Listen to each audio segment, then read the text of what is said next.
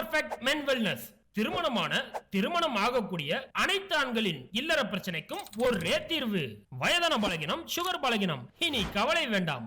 உலகில் முதல் முறையாக 26க்கும் மேற்பட்ட மூலிகை பொருட்கள் மிக நேர்த்தியாக பயன்படுத்தி ஹலாலான முறையில் தயாரிக்கப்பட்ட இயற்கை வயாகரா. 1,00,000க்கும் மேற்பட்ட திருப்திகரமான வாடிக்கையாளர்கள், 1000க்கும் மேற்பட்டோருக்கு குழந்தை பாக்கியமும் கிடைத்துள்ளது. நமது தமிழ்நாட்டில் துவங்கிய நிறுவனம் இன்று உலகம் முழுக்க பயணிக்கிறது. மேலும் விவரங்களுக்கு கீழுள்ள எண்ணை அணுகுங்கள். சென்னை மாநகராட்சிக்கு ஒரே ஒரு ஒத்த கவுன்சிலராக வந்திருக்கக்கூடிய பாஜக கவுன்சிலர் உமா மாமி, கோட்சேவோட பேத்தி அப்படின்னு சொல்லி தன்னைத்தானே சொல்லிக்கக்கூடிய ரொம்ப ஒரு அழகான கவுன்சிலர். அவங்க வீடியோ தான் இப்போ ரிலீஸ் ஆயிருக்கு. அதுக்கு முன்னாடி உமா மாமியோட ஃபேஸ் ரியாக்ஷனை பாருங்க. அதெல்லாம் காண கண்கோடி வேணும்.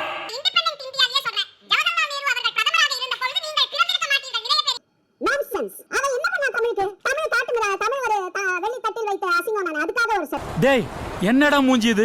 இதெல்லாம் வியாபாரம் ஆகாது. இந்த அளவுக்கு திமுக வெறுப்பு, பெரியார் வெறுப்போட செயல்பட்ட நம்ம உமா மாமி திடீர்னு திமுகவை பாராட்டி பேச ஆரம்பிச்சிருக்காங்க. முதலமைச்சர் மு க ஸ்டாலினை நேரில் பார்த்து ஐஸ் வைக்கிற மாதிரி பேசினாங்க. குவாலிட்டி இஸ் வெரி குட் அப்படின்னு எல்லாம் சொன்னாங்க.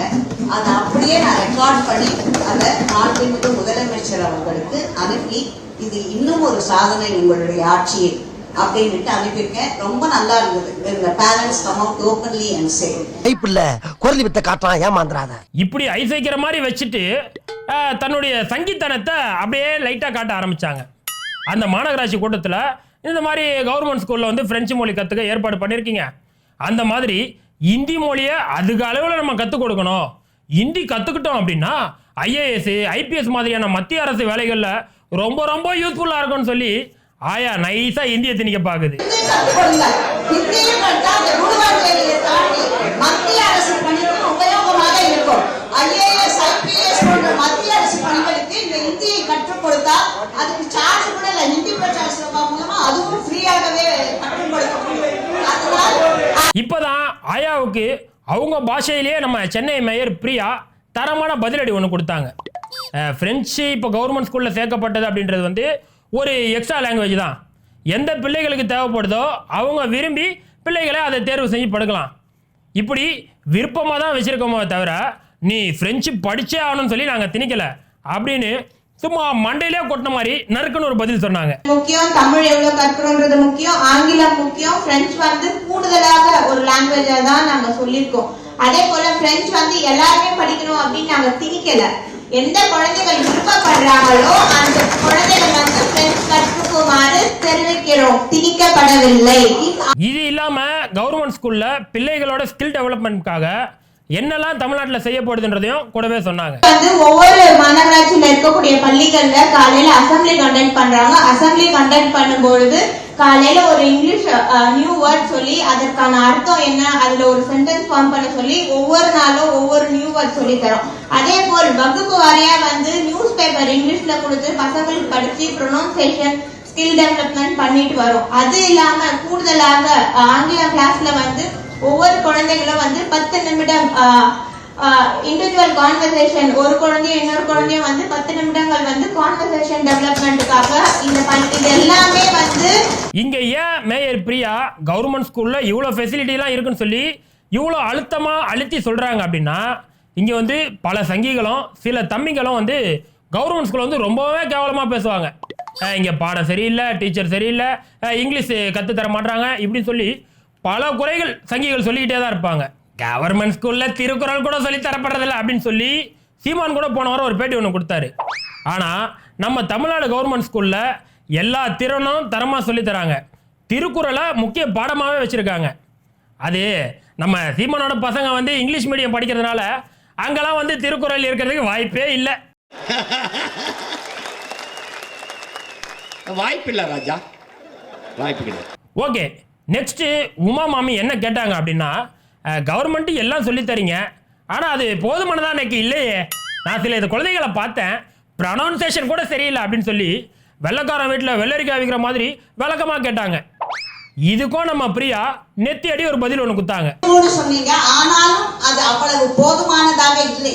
நானே ஒரு குழந்தை 2-3 குழந்தைங்க படிக்கும் பொழுது அந்த ஹிந்து பேப்பர், அந்த யங் வேர்ல்ட் அதெல்லாம் படிக்கும் பொழுது பார்க்கும் பொழுது and the international pronunciation is not up to the mark. நம்ம வந்து pronunciation அப்படின்னும் போது நம்ம குழந்தைகளுக்கு இங்கிலீஷ் வார்த்தைகளை சொல்லி தர முடியும், இங்கிலீஷ் வார்த்தைக்கான அர்த்தங்களை சொல்லி தர முடியும். pronunciationன்றது ஒவ்வொருத்தருக்கும் ஒவ்வொரு வகையில டிஃபர் ஆகும். ஒரு ரஷ்யன் ஒரு இங்கிலீஷ் pronunciation இருக்கும், ஆக்சென்ட் மாறும். அமெரிக்கன்ஸ்க்கு ஒரு ஆக்சென்ட் இருக்கும், இந்தியன்ஸ்க்கு ஒரு ஆக்சென்ட் இருக்கும். நம்ம வந்து அமெரிக்கன்ஸ் போல இங்கிலீஷ் பேசணும் நம்ம முயற்சிக்க முடியாது. அதே போல் நம்ம இங்கிலீஷ்ல கம்யூனிகேட் பண்றது அவங்களுக்கு புரியுதா, ரிட்டன் நம்மளுக்கு கம்யூனிகேட் பண்றாங்களான்ற அளவுக்கு நம்ம தரமான கல்வியை வந்து மாணவர்கள். சரி உமா ஆண்டி, உங்களிடம் நான் ஒன்று கேட்டுக்கொள்கிறேன். நம்ம தமிழ்நாடு ஸ்கூல்ல இவ்வளோ தூரம் பண்ணியுமே திருப்தி அடையாம பல குறைகளை கண்டுபிடிக்கிறீங்களே, உங்க வடக்குல பாஜக ஆட்சி செய்யக்கூடிய மாநிலத்துல கவர்மெண்ட் ஸ்கூலோட நிலைமையை கொஞ்சம் பாக்குறீங்களா?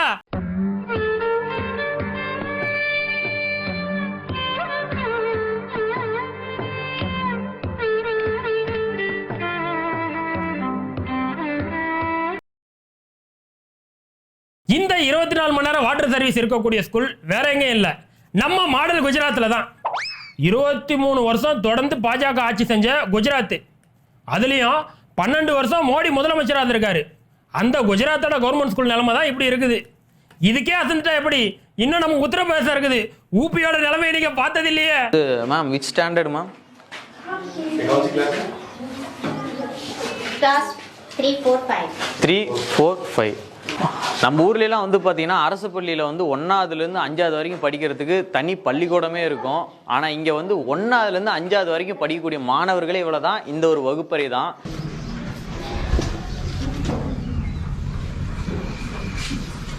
இது என்ன பிரமாதம், இன்னும் நம்ம வடக்கு ஸ்கூல்ல அட்டெண்டன்ஸ்லாம் எடுப்பாங்க, அதெல்லாம் மஜாவா இருக்கும். अनुष्का, निर्मला, रोशनी, राधिका. பிள்ளைகளுக்கு கல்வியை மாண்போட கத்து தராம மதத்தை மட்டுமே மையமா வச்சிருக்கதால தான் உருப்படாம இருக்குது நம்ம வடக்கு. மாட்டுக்கு ஆம்புலன்ஸு சொட்டர்லாம் வாங்குற காசுல மாணவர்களுக்கு நல்ல பள்ளிக்கூடம் கொண்டு கொடுக்கலாம். அப்படி செஞ்சிருந்தா அந்த மாநிலமும் உருப்பட்டிருக்கும், அந்த மக்களும் சிந்திக்கக்கூடிய அளவுக்கு இன்னைக்கு போயிருப்பாங்க. ஆக இந்த லட்சணத்தில் ஹிந்தி பேசக்கூடிய மாநிலத்தை வச்சுக்கிட்டு நம்ம உமா மாமி தமிழ்நாட்டில் ஹிந்தி கற்றுக் கொடுக்கணும், ஹிந்தி பேஷா கற்றுப்பேல், இங்கிலீஷில் ப்ரொனன்சியேஷன் சரியில்லை அப்படின்னு சொல்லி கதையாக சொல்லுது. ஓகே, நெக்ஸ்ட் வந்தே பாரத் ரயிலில் ஒரு சங்கி பெண்கள் கிட்ட சில்மிஷம் பண்ணி சில்லு உடைக்கப்பட்டிருக்கா போல. இங்க இருக்கக்கூடிய ரயில்கள்லாம் தொடர்ந்து விபத்தாகுது. அதை சரி செய்யாம காவாசி மாதிரியான பாதுகாப்பு கருவிகளை பொருத்தாம நம்ம ஜியோட கவனம் முழுக்க புதுசா வந்தே பாரத் ட்ரெயின் ஊரிலேயே தான் இருக்குது. எம்புட்டு புள்ள ஒரு பலூன் கேட்டா வாங்கி கொடுக்கறதுக்கு பாக்கல. அரகல அரிசி வாங்க காசு இல்லாம அத்தை அல்லாடி நிக்க ஆட்டோக்காரருக்கு 500 ரூபாயா? இப்படி புதுசா விடப்பட்ட இந்த வந்தே பாரத் ட்ரெயினோட ப்ரொமோஷன், அதாவது விளம்பரம் பண்றதுக்காக இங்க ரயில்ல அது இருக்கு, ரயில்ல இது இருக்கு, ரயில்ல அது இருக்குன்னு சொல்லி சில சோசியல் மீடியா பிரபலங்களை கூப்பிட்டு போய் ட்ரெயினுக்குள்ளே வச்சு ப்ரொமோஷன் பண்ணாங்க. அம்மா, அக்கா, தங்கச்சி, அழகராஜன் ஒரு கெட்டிக்காரரு, பெண்ட் எடுக்கிறதுல வீல் நிமித்தத்துல ஒரு வல்லவரு, அவர் ஒரு நல்லவரு, இப்படி எல்லாம் போய் சொல்லணும். இதுல அந்த ட்ரெயின்ல ஒரு கோச் மட்டும் பாஜக நிர்வாகிகளுக்காக ஒதுக்கி இருக்காங்க. அப்போ அந்த வழியா சாப்பாடு வாங்குறதுக்காக பெண்கள் எல்லாம் அந்த கோச்சை கடந்து போனாங்க. ஆனா அந்த கோச்சு பாஜக நிர்வாகிகளுக்கு ஒதுக்கப்பட்டது, வெளியாட்கள்லாம் இங்கே வரக்கூடாது அப்படின்னு சொல்லி அந்த பெண்களை திரும்பி போக சொல்லியிருக்காங்க. ஆனாலும் பேசி கீசி பார்த்துட்டு சாப்பாடு வாங்க அந்த பெண்கள்லாம் போயிட்டாங்க. அவங்க வாங்கிட்டு திரும்பி வரும்போது திரும்ப ஏன் ஏமா அதான் சொல்கிறல இந்த கோச்சு வழியாக போகக்கூடாதுன்னு, இது எங்களுக்கு பாஜக காரங்களுக்கு உட்காரப்பட்ட கோச்சு இது அப்படின்னு சொல்லி போயிட்டு திரும்ப வர பெண்களை வந்து இந்த பக்கம் நீங்கள் வரக்கூடாது அப்படி பயங்கரமாக சொல்லி சண்டையை போட்டு அந்த பெண்களை தள்ளி விட்டு தகாத முறையில் நடந்திருக்காங்க.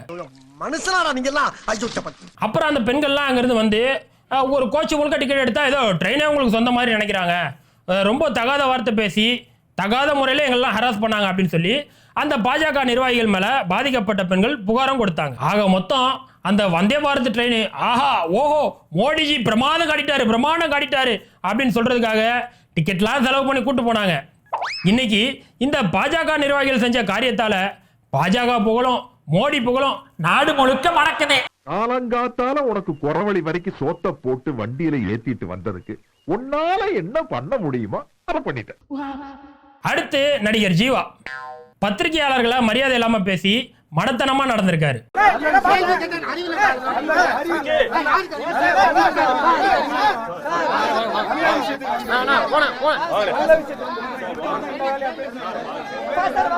தபார் இதெல்லாம் நல்லது இல்ல. அப்புறம் சொல்லிட்டேன், நான் என்ன பத்தி உனக்கு தெரியாது, நான் ரொம்ப மோசமானவன். அப்புறம் ஏடா உடம்பு ஏதாயிடுச்சுன்னா அப்புறம் நீ வந்து சீன் ஆயிடுச்சுன்னு டென்ஷன் ஆகக்கூடாது. நடிகர் ஜீவா ஒரு நிகழ்ச்சிக்காக தேனி வந்தாரு. அங்க ஒரு பிரஸ் மீட்டும் ஏற்பாடு செஞ்சிருந்தாங்க. அப்போ ஒரு பத்திரிகையாளர் கேரளா சினிமாவில் நடிகைகள் ஏற்படக்கூடிய இந்த பாலியல் பிரச்சனை பற்றி, ஹேமா கமிட்டியை பற்றிலாம் உங்கள் கருத்து என்ன சார் அப்படின்னு சொல்லி தான் கேட்டார். தெரியல, நீங்கள் சொல்லி தான் சார் எனக்கு தெரியுது இந்த பிரச்சனை. ஸோ அது என்ன பிரச்சனைன்னு சொல்கிறீங்கன்னு தெரியல. என்ன பிரச்சனை சார்? மலையாளத்தில் பெண் நடிகர்களுக்கு பாலியல் தொல்லை இருக்குன்னு ஒரு ஹேமா கமிட்டி. அப்படியா? அது தப்பான விஷயம், கேள்விப்பட்டேன் சார். பெண்கள் அதுவும் சக நடிகைகள் பாதிக்கப்பட்டிருக்காங்க. இதில் இவர் வந்து தெரில, எனக்கு கேட்கல அப்படின்னு சொல்லி அசால்ட்டாக பதில் சொல்கிறாப்புல. இதில் இவரும் வந்து நடிகர் அங்கே பொறுப்பில் வேற இருக்காரு. இப்படி நீங்கள் பொறுப்பு இல்லாமல் பதில் சொல்லலாமா அப்படின்னு சொல்லி அங்கே ஒரு பத்திரிகையாளர் கேட்டார். உடனே ஜீவா வந்து அப்படியே பயங்கரமாக அந்தர்பல்ட்டி அடிச்சாரு. நீங்கள் சொன்னது புரியலன்னு தெரிலன்னு சொல்ல, கூட்டத்தில் நீங்கள் சொல்கிற என்ன விஷயம் சொல்கிறீங்கன்னு தெரியல சொல்ல, அதுக்கு பதில் சொல்லிட்டேனே சார். நல்ல விஷயத்துக்கு வந்திருக்கிறோம். இவர் என்ன பண்ணுறாரு? என்ன பேர் சார்? இவரு நல்ல விஷயத்துக்காக வந்திருக்காராம். அதனால நல்ல விஷயத்தை தான் பேசணுமா. உங்கள் சக நடிகர்கள் பாதிக்கப்பட்டிருக்காங்க, அதை பத்தி பேசுறத விட இவருக்கு வேற என்னதான் நல்ல விஷயம் இருக்க போகுதுன்னு தெரியல. அந்த பொண்ணால நீ பிளாக்ல டிக்கெட் விற்கிற நிலைமைக்கு வருவேன்னு சத்தியமா நினைச்சு பார்த்தேன். ஆனா சத்தியம் தேட்டர் வாசல்ல விற்கிறோம் நினைச்சு கூட பார்க்கலடா. நம்ம ஜீவா இருக்காரு, ஜீவா இவங்களுக்கெல்லாம் எது நல்ல விஷயமா இருக்கும் தெரியுமா? கொரோனா நோய்னு ஒரு நோய் வந்துச்சு. அந்த நோய்க்கு போதுமான மருந்து, ஆக்சிஜன் இதெல்லாம் ஏற்பாடு பண்ணாம நைட்டு 9 மணிக்கு எல்லாரும் கரண்ட் ஆஃப் பண்ணிட்டு விளக்கு பிடிச்சா கொரோனா போயிடும்னு சொன்னாங்க தெரியுமா? அதுதான் ஜீவாவுக்கு நல்ல விஷயம். மக்கள் எல்லாரையும் தீபங்கள் ஏற்றணும்னு நம்ம மாண்புமிகு பிரதமர் மோடி அவர்கள் நம்மளை அழைத்திருக்கிறார். ஜனதா கர்ஃபியூ அன்னைக்கு டாக்டர்களுக்கு நன்றி சொல்ல நம்ம காட்டின அதே ஒற்றுமை ஏப்ரல் 5ஆம் தேதி, அதாவது இன்னைக்கு ஞாயிற்றுக்கிழமை இரவு 9 மணிக்கு 9 நிமிஷம் எல்லாரும் அவங்கவுங்க வீட்டில் தீபங்கள் ஏற்றியோ மெழுகுவத்தி ஏற்றியோ இல்லை நம்ம செல்போன் டார்ச் லைட்டை ஒளிர வைத்தோ இந்த கொரோனாவுக்கு எதிரான போராட்டத்தில் நம்ம ஒத்துமை காட்டுவோம். இப்படி இவரு சக நடிகர்களை பத்தி அக்கறையில்லாம பேசினதை அந்த பத்திரிகையாளர் கேள்வி கேட்டதுனால கடைசியில் அந்த பத்திரிகையாளரை பார்த்து, உன் பேர் என்ன, உனக்கு அறிவு ஏதாவது இருக்கா அப்படின்னு சொல்லி அவரே திட்டிருக்காரு ஜீவா.